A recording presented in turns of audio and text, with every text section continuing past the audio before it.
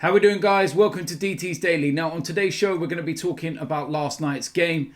And of course, Manchester City battered Burnley. We're also going to be talking about an incident right on kickoff involving a plane flying over the Etihad stadium. We're also going to be talking about Arsenal and a couple of incidents, because first one is Matteo Guendouzi has been cleared by the FA for his little incident at the end of the game against Brighton.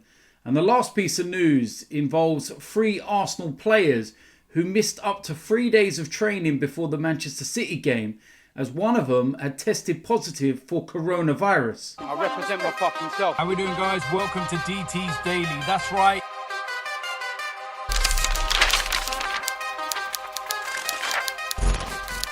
So the first place we're going to start is Manchester City and their game last night against Burnley. And what a very comfortable evening for Manchester City that was. They absolutely battered Burnley. For me, Riyad Mahrez, pick of the goals. What a brilliant goal. What a player he is. I just think Arsenal could have had him for £40 million, but then Ivan Gazidis decided to rely on stat DNA. If only. But Manchester City, yeah, they're kind of just getting the job done. And they're not going to make it easy for Liverpool. Because, of course, Liverpool could have won the league on Wednesday night at home against Crystal Palace if Manchester City did not pick up a victory in this game. So although Liverpool are going to win the league, Manchester City are just making them hold on a little bit longer and making them wait. And they're giving the whole country a little bit of peace and quiet before the inevitable bantering from Liverpool fans. They've waited 30 years for a league title and you know what's coming. But listen, they deserve it. They've been the best team in the league, and it's just a case of when, not if, where Liverpool are concerned. But yeah, I would like to talk about the game in more detail, but everybody else is talking about something else, because an incident happened right on kickoff, which is overshadowing the victory by Manchester City, and that is that a plane flew over the Etihad on kickoff with a banner attached. Now the message on that banner said "White Lives Matter, Burnley." Just absolutely bewildering, to be honest with you, that somebody would actually pay to have that done first and foremost.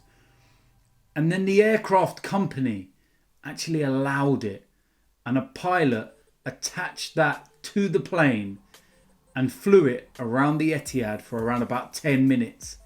Absolutely embarrassing.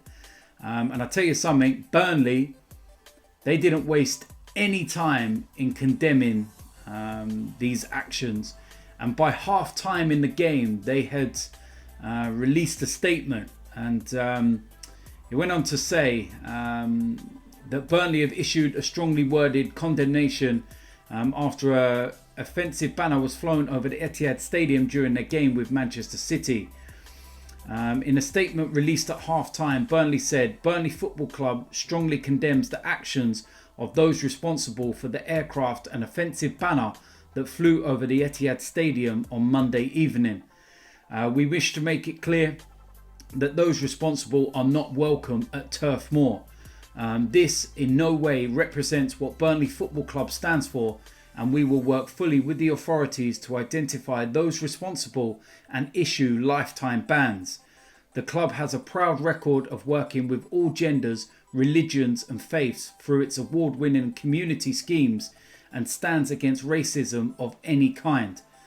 We are fully behind the Premier League's Black Lives Matter initiative, and in line with all other Premier League games undertaken since Project Restart, our players and football staff willingly took the knee at kickoff at Manchester City.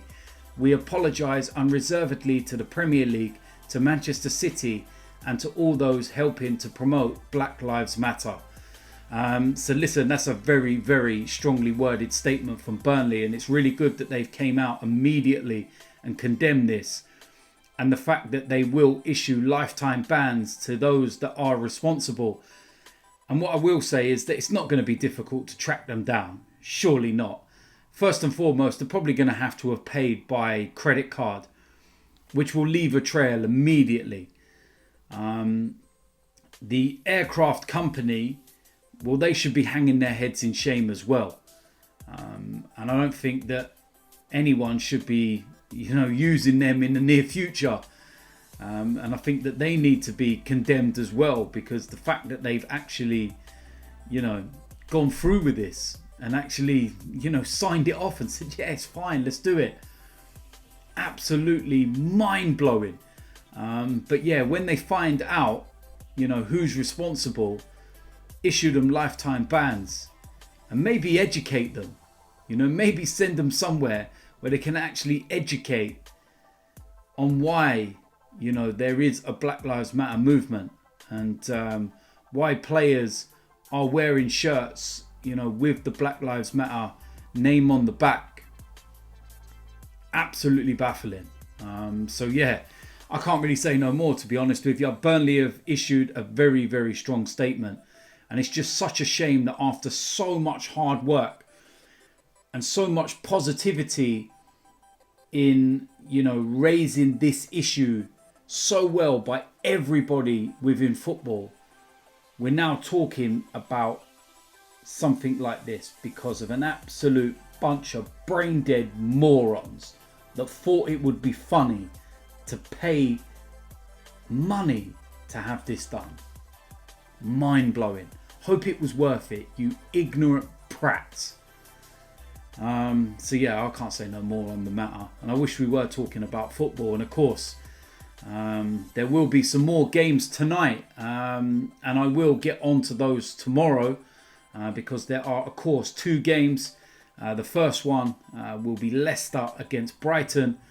We'll see whether Brighton can put in another good performance like they did against Arsenal, or will they just crumble against Leicester. And Leicester, they're looking to cement that 3rd place, and it's a big game for them, and they're going to want to get that victory. And in the evening game, it's Tottenham against West Ham, big London derby. Tottenham, they're going to want to get to winning ways and 3 points on the board, and West Ham, they're needing to pick up points big time because they're in serious trouble, and their status within the Premier League is seriously under threat, especially when you look at their remaining fixtures and who they got left. They're going to have a tough run in, that's for sure. But yeah, we will go on to those results in tomorrow's show. Now, the next piece of news, first one with Arsenal, and that's the Arsenal midfielder Matteo Guendouzi will face no further action after an altercation with Neil Maupay in the Gunners' defeat to Brighton on Saturday. The incident happened after the final whistle, with Guendouzi appearing to grab Maupay by the throat. So listen, what I'm going to say about this is very simple. He's a lucky boy, first and foremost, because you can't put your hands on someone, in football. It just doesn't happen anymore. So he's very lucky. But I also think that the FA have probably looked at the incident involving Leno, and they probably look at it and think, we can see where the tension comes from. And they probably don't want to get involved in that situation and open a can of worms by, dealing with Maupay, because he should be dealt with, because he should have been sent off. I'm sorry, it's as simple as that. There's rumours talking about Leno out for a year.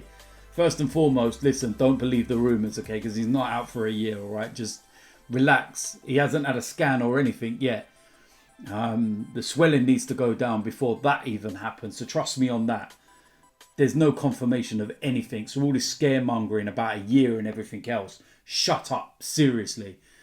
But yeah, I think they've looked at it and just said, look, let's draw a line under it. Let's just, forget about it. He can get on with playing, and let's just try and forget the whole incident, because there's bigger things going on. They've reminded both clubs of their responsibilities and, the current guidelines. And there shouldn't be altercations at the full-time whistle and, players grabbing and crowding each other and going up to the referee and everything else. So they've got to be mindful of that, and they've both been given a warning. And I think that's fair enough. We leave it at that. Job done. And we'll see Brighton next season. And yeah, we'll right the wrongs then, shall we say. And let's just hope one of the players that's playing in the next time we play them is not so, what's the word? Nice. Let's just say it like that. Not saying go out and injure anyone or anything like that, but just make it a very, very uncomfortable afternoon for the little hobbit. Yeah, that's all I'm going to say on the matter. Next piece of news, and this was a bit of an interesting one. And an Arsenal player tested positive for COVID-19 just days before the resumption of the Premier League season.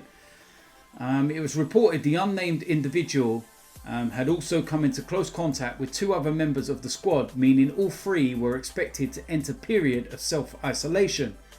But it's understood that after everyone returned negative results during the previous round of testing and with no symptoms on show from anyone at the London Colney training base, Arsenal were keen to test again in case of a false positive result for the player in question. Once they had appeased the Premier League that there was no infection, the 3 players were able to return to training a day before the season restarted.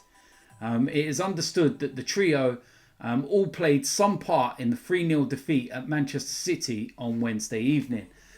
So first and foremost, that's not good. It's not great preparations that 3 of our players were not involved right up to the eve of the game. This is my issue.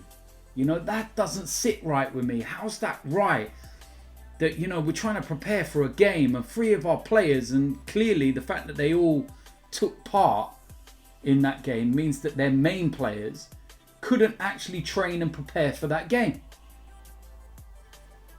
Baffling. What would have been the worst case scenario? Should have probably cancelled our game. Maybe, you know, left it to the Brighton game and then added this Manchester City game in somewhere else down the line. I don't know. It seems a bit unfair that Arsenal lose 3 players and it actually turns out to be a false positive result after all. Talk about how's your luck. I've said this already so many times in the last week about Arsenal's luck with the injuries, and now we're testing positive for COVID-19 and it's false. Seriously, you couldn't make this up. It's just Arsenal to a T, innit? Always us. I don't know what to say. It probably wouldn't have affected the scoreline even if they would have been in training anyway. But it's just not good preparation, is it?